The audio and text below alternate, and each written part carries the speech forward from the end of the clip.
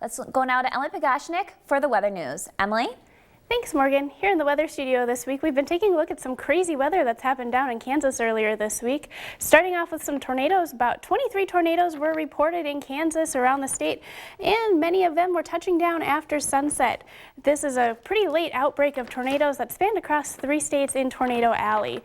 The day later, Interstate 70 in Kansas was closed due to blizzard-like conditions, where there are many reports of motorists stranded in northwest Kansas due to the extreme snow and winds gusting up to about 50 miles per hour, made those the 15 inches that fell create some higher drifts in the area.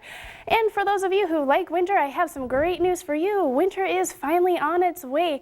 We'll take a look at a couple low pressure systems that created the systems that we saw earlier in the week. We have this low pressure system here in southern Minnesota with a couple of fronts hanging off of it, and that's what created that crazy weather in southern parts of the country.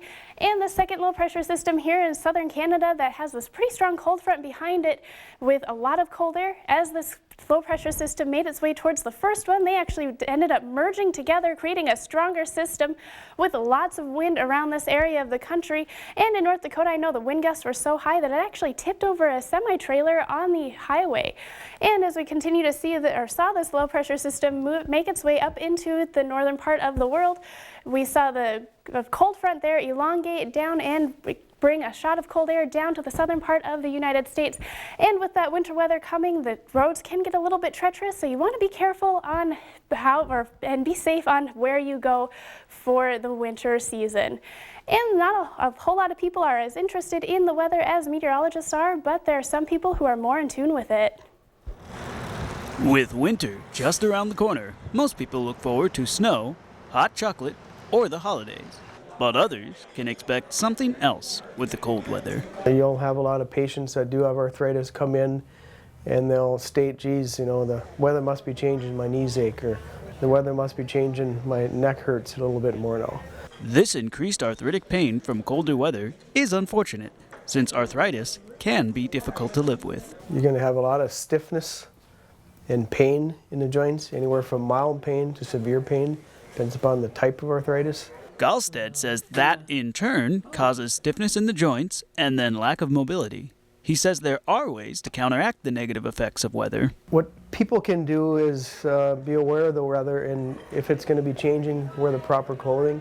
If you keep your joints warm, heat generally can help with arthritis. Some people with arthritis say they know when changing weather is on the way. There really isn't a lot of scientific data to support people's claims that they can predict the weather. Regardless of whether or not they can predict the weather, people with arthritis can certainly feel the weather. This is Mike Rouser reporting for Studio One. And there are more than 100 different types of arthritis affecting more than 50 million adults and more than 300,000 children in the United States. And that brings us to our weather question of the week. What day signifies the official start of winter? Is it November 19th, November 26th, December 1st, or December 22nd? And Morgan, this day is also known as the winter solstice or the shortest day of the year. All right, thanks, Emily.